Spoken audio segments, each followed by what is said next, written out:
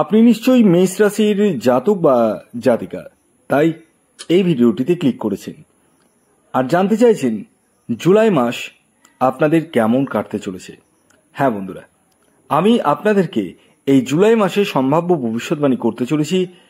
আশীর্বাদ না অভিশাপ, তা জানতে চলেছেন এই জুলাই মাসের মেষ রাশির জাতক ও জাতিকার জীবনে কোন কোন ঘটনার সম্মুখীন হতে চলেছে, যার মধ্যে কতটা পরিমাণ শুভ এবং কতটা পরিমাণে অশুভ ঘটনা ঘটার সম্ভাবনা রয়েছে, সবিস্তারে আমি আপনাদেরকে জানাতে চলেছি।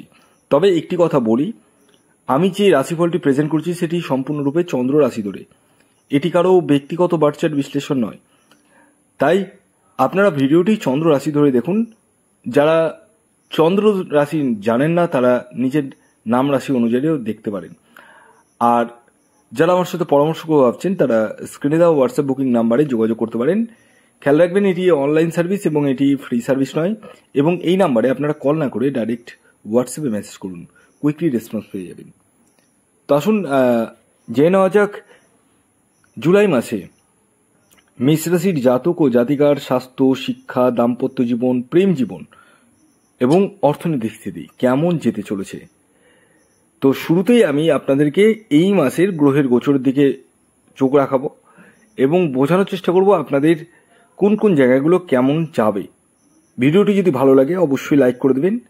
চ্যানেলে নতুন হলে অবশ্যই সাবস্ক্রাইবটা করে রাখুন, কারণ অনেকেই ভিডিও দেখছেন বাট সাবস্ক্রাইব করছেন না। আমি আপনাদের কাছে হাত জোর করে নিবেদন করব, আপনারা যারা ভিডিও দেখছেন তারা দয়া করে সাবস্ক্রাইবটা করে রাখুন এবং পাশের বেল আইকনটিকে অবশ্যই প্রেস করবেন, কারণ বেল আইকন প্রেস না করলে কিন্তু আমার ভিডিও নোটিফিকেশন আপনাদের কাছে পৌঁছবে না।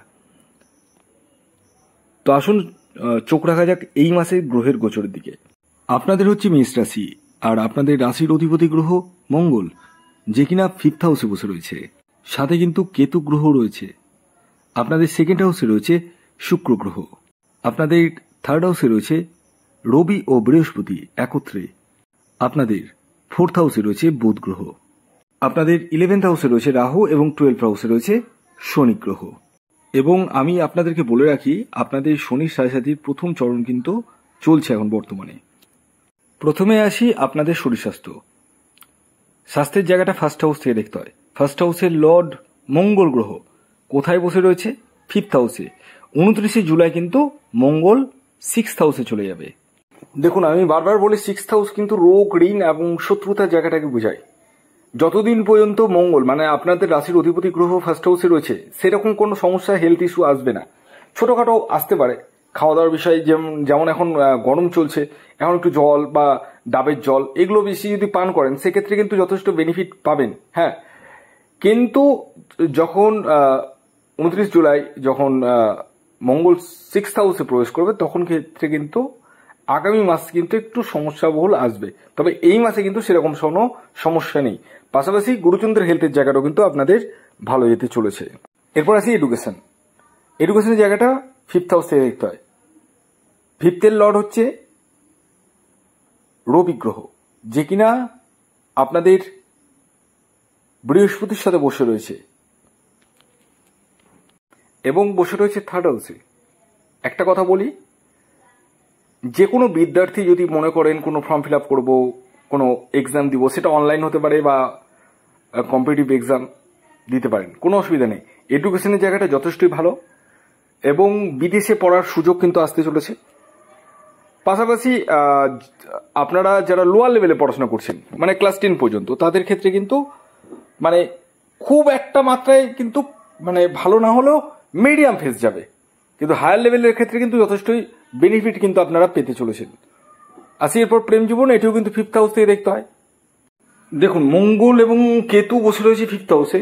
কেতু যেহেতু মঙ্গলের সাথে বসে রয়েছে কিনা, মানে যার সঙ্গে লাভ রিলেশনের সঙ্গে যুক্ত রয়েছেন, মানে যার সাথে যুক্ত রয়েছেন প্রেম সম্পর্কে, সে যতই আপনার জন্য করুক না কেন, আপনার মনে হবে যে সে আপনার জন্য খুব কমই করছে। এ নিয়ে মনের ভিতরে একটা ডিসস্যাটিসফ্যাকশন কিন্তু থাকবে। হ্যাঁ, ডেফিনেটলি থাকবে। তবে আপনারা যদি একটু বুঝে চলেন, একটু সহানুভূতি নিয়ে চলেন, সেক্ষেত্রে কিন্তু যথেষ্ট বেনিফিট আপনারা পাবেন। এছাড়াও যারা প্রেমকে বিবাহের রূপদান দিব ভাবছেন তারাও কিন্তু দিতে পারেন, কোনো অসুবিধা নেই। আসি সন্তানের জায়গাটাও কিন্তু 5th হাউস থেকে দেখতে হয়। তো ফিফথে বসে রয়েছে আপনাদের রাশির লর্ড মঙ্গল এবং কেতু। সন্তানের জায়গাটা কিন্তু ভালো, তবে সন্তান মানে যাদের রয়েছে তার হিডেন কোনো রোগ ব্যাধি হওয়ার সম্ভাবনা রয়েছে। যেহেতু কেতু বসে রয়েছে, সন্তানের এমন কোনো হেলথ ইস্যু আসলো যেটা আপনি ডিটেক্ট করতে পারছেন না, মেডিকেল সায়েন্স ডিটেক্ট করতে পারছে না। তাই সন্তানকে যতটা পারবেন একটু কেয়ারফুল রাখবেন এবং একটু বেশি পরিমাণে হেলদি ফুড খাওয়াবেন, ফাস্ট ফুড কম খাওয়াবেন, তাতে কিন্তু যথেষ্টই ভালো। এরপর আসি দাম্পত্য জীবন এবং বিবাহ। দেখুন, এটি কিন্তু 7th হাউস থেকে দেখতে হয়। তো 7th-এর লর্ড হচ্ছে শুক্র, যে কিনা 2nd হাউসে বসে রয়েছে, এবং 3rd হাউসে চলে যাবে 26শে জুলাই। এটি অবশ্যই মাথায় রাখবেন।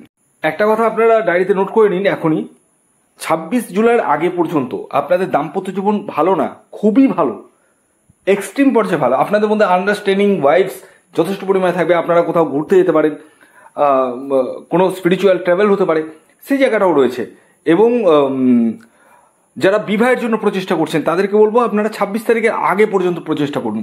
বিবাহের শুভ যোগাযোগ বা গাঢ় যোগাযোগগুলো কিন্তু সৃষ্টি হতে চলেছে।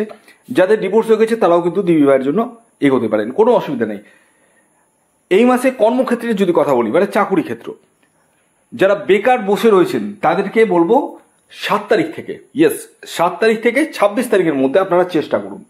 ডেফিনেটলি কোনো না কোনো ভালো জব কিন্তু আপনাদের হাতে লাগবে। 7 তারিখ থেকে 26 তারিখ ডায়েরিতে নোট করে নিন। এই মাসে যারা ব্যবসা করছেন তাদের রোজগার কিন্তু বৃদ্ধি পাবে, তবে কিছু সময় ডিটেক্ট হবে, মানে একটু ডাউন হতে পারে।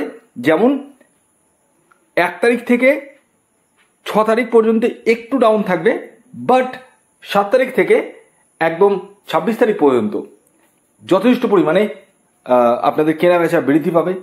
এবং যারা পার্টনারশিপ বিজনেস করছেন তাদের ক্ষেত্রে কিন্তু ভালো, তবে 26 তারিখ পর্যন্ত। তার পরবর্তীতে কিন্তু সমস্যা আসতে পারে। আপনার বিরুদ্ধে যদি কোনো কোর্ট কেস, মামলা, মোকদ্দমা চলে, সেই জায়গা থেকে রিলিফ পেতে চলেছেন। আকস্মিক অর্থপ্রাপ্তির জায়গাটাও কিন্তু রয়েছে। এই মাসে আপনারা গৃহকে কিন্তু রেনোভেট করতে পারেন। ধরুন টাইলস লাগালেন, ওয়ালপুট্টি করলেন, এগুলো হওয়ার কিন্তু সম্ভাবনা রয়েছে। বা গৃহে কোনো হাইলাইটেড প্রোডাক্ট পারচেস করতে পারেন। সেটা একটা টিভি হতে পারে, এসি হতে পারে, ফ্রিজ হতে পারে, বা কুলার হতে পারে, যে কোনো কিছু। এছাড়াও এই মাসে আপনারা কোনো ফ্ল্যাট বুকিং করতে পারেন বা গাড়ি ক্রয় করতে পারেন, সেই জায়গাটাও কিন্তু দেখতে পাওয়া যাচ্ছে। তবে কিছু কিছু সময় আপনারা ডিপ্রেস হয়ে পড়তে পারেন। তাই আমি বলবো ছোট ছোট বিষয়কে মনে লাগাবেন না, যতটা পারবেন এগিয়ে যান, বি পজিটিভ, বি ইউনিক। তো যাই হোক, এ তো আমি যে রাশিফলটি বললাম সেটি সার্বিক। আপনি বা আপনারা যারা যারা নিজের জন্মছক বিচার করে ভাবছেন তারা স্ক্রিনে দেওয়া হোয়াটসঅ্যাপ বুকিং নাম্বারে ইমিডিয়েটলি যোগাযোগ করুন। খেয়াল রাখবেন এটি অনলাইন সার্ভিস এবং এটি ফ্রি সার্ভিস নয়। ভিডিওটি এখনকার মতো এ পর্যন্তই। ধন্যবাদ।